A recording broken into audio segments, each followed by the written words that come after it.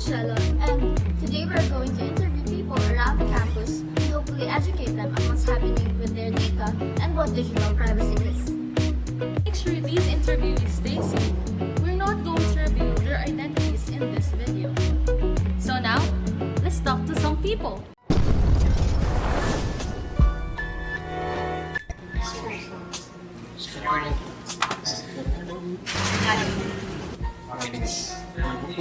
Parang lumay na. Hindi na rin mawalay sa atin ngayong generasyon natin ngayon. Parang yung mga tao dyan na nakabase eh. Basically, parang limitless sila lahat pwede nang magawa sa internet. Pwede sa cellphone, pwede sa Binibigay mo na yung mga data mo. Exploring very different groups of people. Socializing with others. Operating your own network. Meet and greet over the internet. Yes. And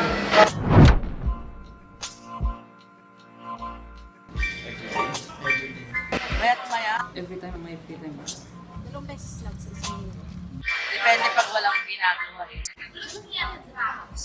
According to Statista.com 2019, 85% of the Philippine population is already a target audience of Facebook.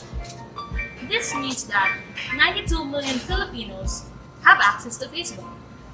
In the Philippines, Facebook has been the leading social networking site, making the country rank 6th in the race of the most number of Facebook users around the world. With these stats, a rapid increase in Facebook usage would be the future of Filipinos.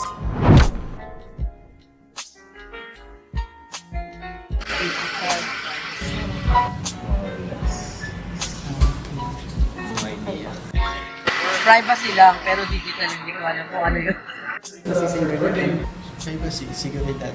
Hindi dapat malaman ng tao. Parang yung gusto mo lang lumabas sa internet yung ilalabas mo. Minsan, meron yung mga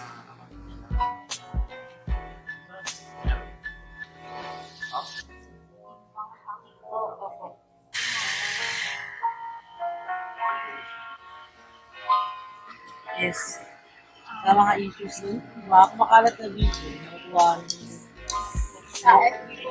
kumakalat kasi yung ibang privacy nila na share pa rin sa mga internet eh, kasi na-open pa rin ang iba eh. Nakaka- If Facebook, meron po kayo ng smart, di ba nakasasap siya ng content?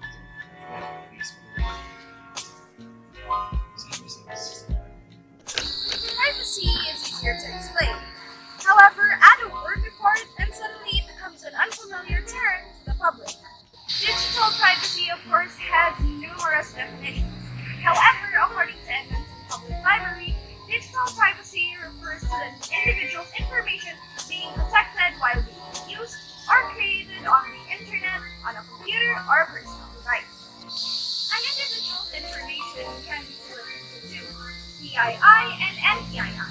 PII stands for Personally Identifiable Information, which refers to any direct information that can be linked to an individual, and NPII refers to non-personally identifiable information that talks about your online activity or how you use it. Here in the Philippines, we celebrate the National Privacy Awareness Week every last week of May since 2018. The National Privacy Commission, or the NPC, spearheads the celebration. However, despite the efforts made by the NPC, the common tao, or its simpler as the masa, are not well aware of the risks and issues surrounding the topic of digital privacy. Despite the efforts of the government and the private entities that handle our data, it is imperative for Filipinos to know how their data is handled and their rights in the digital world.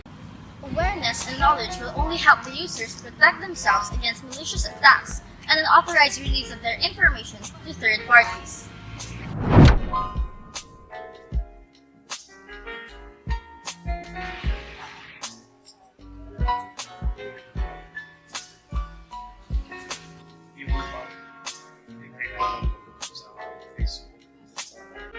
Parang pag may nagdating, sa akin, details lang. Kayo po. Well, hindi mag-share ng information. Try to minimize as much as possible yung permissions ng mga posts. Ikaw po. As much as possible gamit ang sensitive data tungkol sa Bale, ganun din. Nililimit lang yung binibigyan ng information. Wala naman naman ginagawa.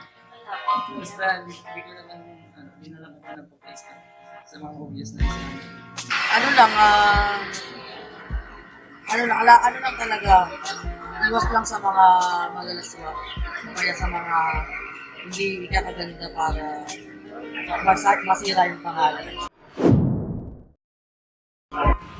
Hacking is just one of the problems related with digital information. Your personal information includes your online activity as well. With every action you make in the internet, you unconsciously give it more information about yourself. Those collected information about you can be used to steal your identity. A stolen identity enables other people to buy items in the internet or take out loans under your name. Moreover, the information collected about you online and the gathered information about you offline reduces your privacy to dust. Here are my personal tips to protect digital privacy. Number 1. The use of VPNs or virtual private networks.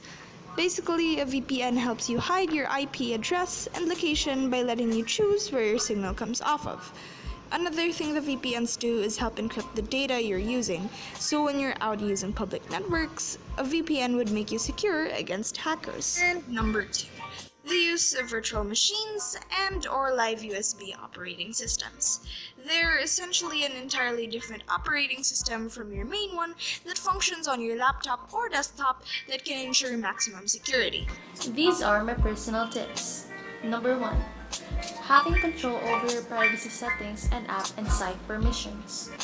Every social media platform has their own privacy settings that include options such as disabling tracking cookies, which store information about you. Being cautious and having total control in which apps or websites to permit access also helps in lowering the probability of data breaches. Number 2. Reading the data policy. Data policies can be lengthy to read and understand, but it helps in knowing if the system has control over your data and to what extent. This document could guide you in using that system in the most safe and private way possible.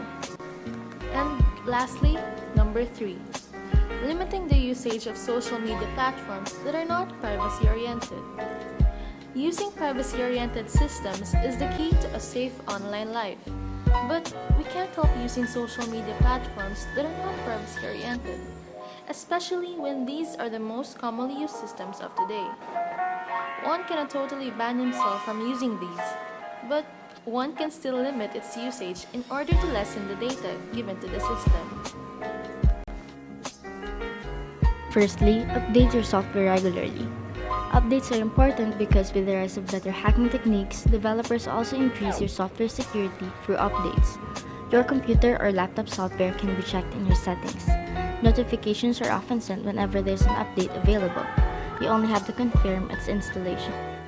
The second tip is using two-factor authentication or 2FA method for your accounts. There are applications for this method which provide you with a code that is needed to gain access to your account through various ways. Although it is sort of a hassle to type a code each time you want to log in, it's worth your security, isn't it? One-click 2FA hardwares are actually also available. It makes the 2FA method easier to use. And lastly, use applications that utilize end-to-end encryption. These applications encrypt your data or hide your data by translating it into code. Some examples include Signal, Telegram, and Duo.